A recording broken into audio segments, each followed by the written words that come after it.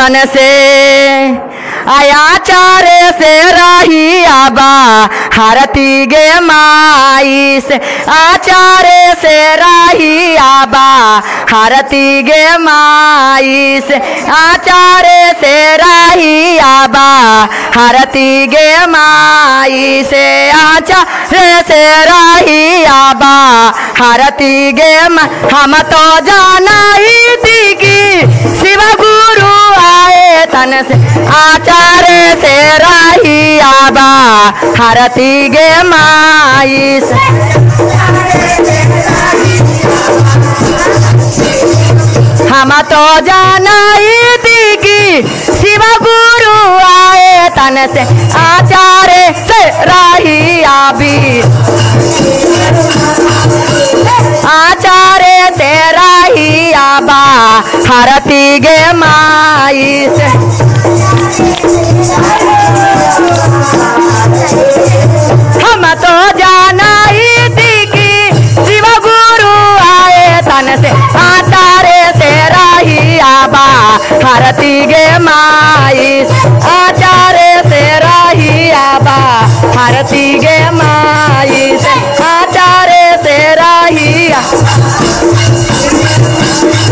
गंगा जमुनावा से जलवा ले आई थी सेवा गुरु के चारा ना धो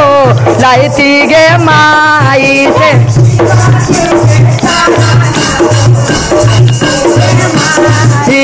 सेवा गुरु के चारा ना धो लाई थी गे माई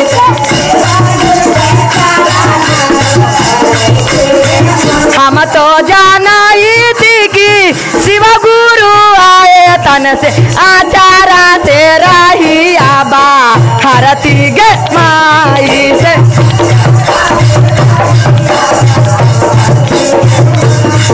आचार्य से रही आबा हरती गे माई से सोने सिंहासन रतन जराई थी से शिवा गुरु के आशा नीला गई थी गे माई से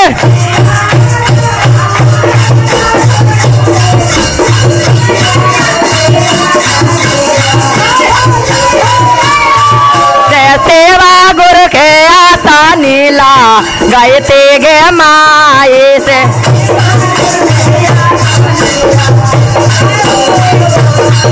हम तो जाना ही थी कि शिव गुरु आए तन से आचारा से रही आबा हरती गे माई से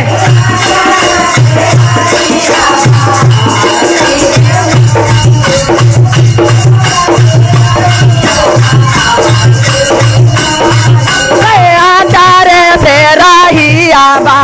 हरती गे माई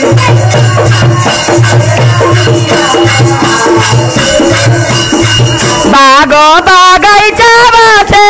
फूल लोढ़ी लाई थी शिवा गुरु के गाजाला पे नहाई थी गे माई से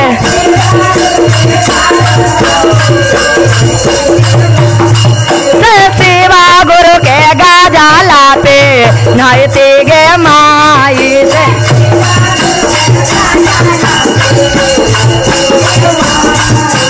सेवा गुरु के गाजाला पे नहाई थी गे माई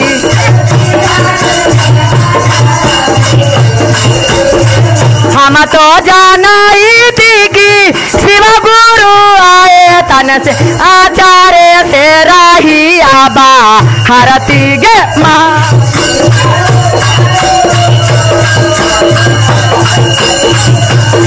आचार्य से रही आबा हरती पटना सहारिया से भंगिया ले आई थी शिवा गुरु के भोगा वाला गई थी गे माई से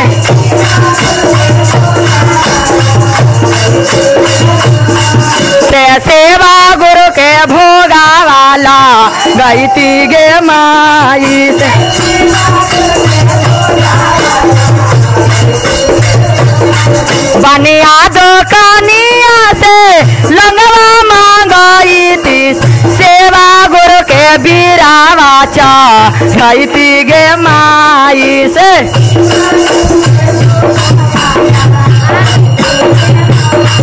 आचार्य से रही आबा हरती गे माई से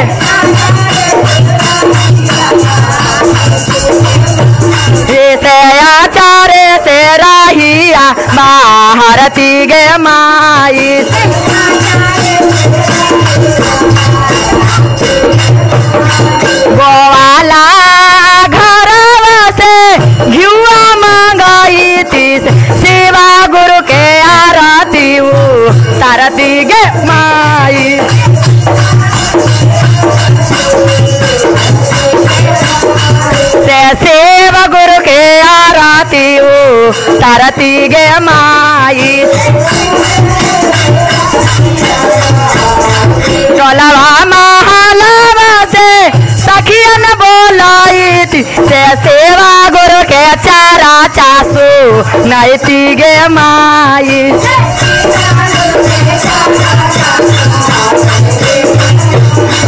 से आचार्य से रही आबा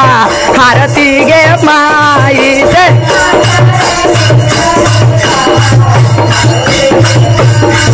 राहिया में फूलावा भी छैती गे माई से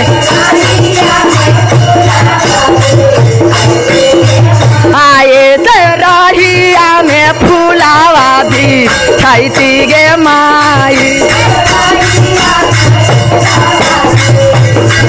पहला में दया मंगती दूसरा में चारा चाट तीसरा में गुरु पारा नम मागे माई से नम मागे माई। हर हर महादेव की जय, मैया भवानी की जय, अपने अपने गुरु महाराज की जय, माता पिता की जय, सब सखियन की जय।